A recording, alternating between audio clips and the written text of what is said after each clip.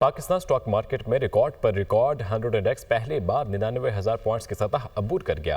100 index में 2,000 से ज्यादा पॉइंट्स का इजाफा। 100 इंडेक्स 99,448 पॉइंट्स पर ट्रेड कर रहा है। खकान नजीम माहिर मईशत हमारे साथ मौजूद है। सर, बहुत शुक्रिया आपके वक्त का। 100 इंडेक्स में रिकॉर्ड पर रिकॉर्ड बनता दिखाई दे रहा है। सर, क्या इस वक्त इशारे हैं जो हमारी तरफ बेहतरी की जानिब गामजन है? देखिए, पाकिस्तान की जब भी एंगेजमेंट आईएमएफ के साथ होती है तो आपने देखा कि पाकिस्तान के फॉरेन एक्सचेंज रिजर्व्स जो कि 2 हफ्ते की इंपोर्ट कवर पे थे, आज तकरीबन 2-2.5 माह की इंपोर्ट कवर पे हैं। That loan gives a lot of credibility to के एक्सटर्नल अकाउंट जो है वो सेटल हो गया है। अगर एक्सटर्नल अकाउंट पाकिस्तान का सेटल हो जाए, विच मीन्स के अगले 2-3 साल की जो हमारी ग्रॉस फाइनेंसिंग नीड्स हैं वो पूरी हो गई हैं। फिर कुछ चीजें लोकली भी ऐसी हुई। हमारी एक एंगेजमेंट है, कोशिश हो रही है कि एक एफडीआई आए। $2.5 अरब की बात सऊदी अरेबिया से चल रही है। कहते हैं कि उसमें से कुछ एमओयूज जो हैं वो शायद आगे भी बढ़ गए हैं। So that's good. इससे अगर आप देखें तो FFC, FFQBL, PSO, PPL, OGDC, they are all trading in the green because एक उम्मीद की जा रही है कि जो पावर सेक्टर है उसमें कुछ बेहतरी, जो गैस सेक्टर है उसमें कुछ बेहतरी की जो उम्मीद है वो होगी एज वी मूव फॉरवर्ड।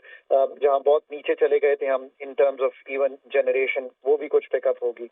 और मार्केट ये भी एक्सपेक्ट कर रही है कि जो आईएमएफ का प्रोग्राम साइन तो हो गया है, आगे भी बढ़ रहा है, पर कोई मेजर डिस्ट्रप्शन नहीं है।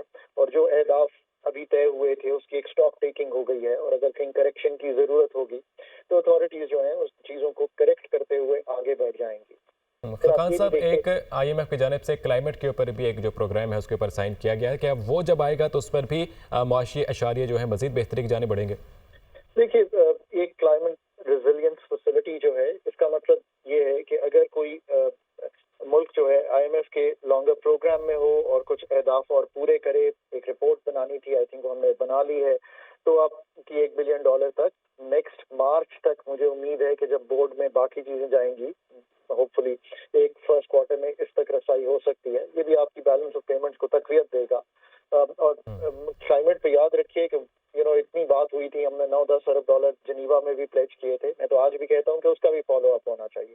सो मनीज आर ऑलवेज देयर। फिर मार्केट ये भी आई थिंक सोच रही है कि ये जो सर्कुलर डेट है और जो ईएनपी कंपनीज हैं इनके साथ कोई ना कोई सेटलमेंट, कोई ना कोई बातचीत जो है वो आपको करनी पड़ेगी। ये इस एक्सटेंट तक चला गया है तो इस पे भी मुझे याद है हमने 2014 में when I was with the government हमने एक सर्कुलर डेट मैनेजमेंट प्लान लिखा था। तो उसमें तवातर से लिखा था कि किस तरह सर्कुलर डेट का जो क्लीन अप है वो किया जा सकता है। आई थिंक इस वक्त ये भी एक उम्मीद है कि जो पोलिटिकल सतह है उस पर बातचीत की जाएगी, सब जगह पे एक सेम्बलेंस होगी और कोई ऐसी मेजर डिस्ट्रप्शन जो है वो देखने में नहीं आएगी। अगर आप इन सब फैक्टर्स को, और ये भी कि हमारे हिस्से की कीमत जो थी वो बहुत ही सस्ती हो गई थी, मतलब इनक्रेडिबली सस्ती हो गई थी। फिर जरा देखिए कि एक थोड़ा सा ये भी समझने की जरूरत है कि एक ग्लोबल बैकग्राउंड है। वो ग्लोबल बैकग्राउंड ये है कि अमेरिका में एक नए सदर ऐसे आए हैं जो बहुत ही प्रो ग्रोथ है। ये एक चीज जो है लोग बहुत कम समझ पा रहे हैं पाकिस्तान में कि हिज होल फोकस कि ग्रोथ होनी चाहिए, चीजों को जो शरह नमू है उसमें इजाफा होना चाहिए। और एक और बात मैं कहूँ कि वो बहुत निगाह रखते हैं स्टॉक मार्केट पे, क्योंकि वो खुद उनका ताल्लुक एक बिजनेस घराने से है, बिजनेस फैमिली से है। वर्ल्ड की सारी मार्केट्स जो हैं, रीजनल बोर्सेस को देख लीजिए, अमेरिका को देख लीजिए, अमेरिकन मार्केट रिकॉर्ड सतह पर है, ड्रिवन है by innovation, by the new AI. अब इसका मतलब सिर्फ ये नहीं है, इसका असल मतलब ये है कि एक प्रोडक्टिविटी की बड़ी तब्दीली आ रही है, एक स्टेप अप हो रही है दुनिया में प्रोडक्टिविटी। इसका क्या मतलब है? जब आप एआई को लेके आते हैं तो मेरे कई काम, मैंने ईमेल लिखनी होती है, आई यूज एआई इन जो काम मुझे 5 मिनट में करना होता है या किसी रिसर्चर को देना होता है, वो AI does for me in 10 seconds. Now look at the improvement in productivity in my own working. So आप सोचिए कि दुनिया में इस वक्त कितनी वो यूज हो रही है। इसी तरह आज एशियन मार्केट सारी पॉजिटिव थी, तो एक इंटरनेशनल जो जिसे कहेंगे टेल विंड है वो भी मिल रही है। अमेरिका से मिली, चाइना ने भी एक इम्पेटस दिया है। एक बहुत ही जरूरी बात जो लोग भूल जाते हैं, इस वक्त जब तेल $74 पे ट्रेड कर रहा है, वो पाकिस्तान की जो इकोनॉमिक वायबिलिटी है उसको बहुत तब्दील कर देता है।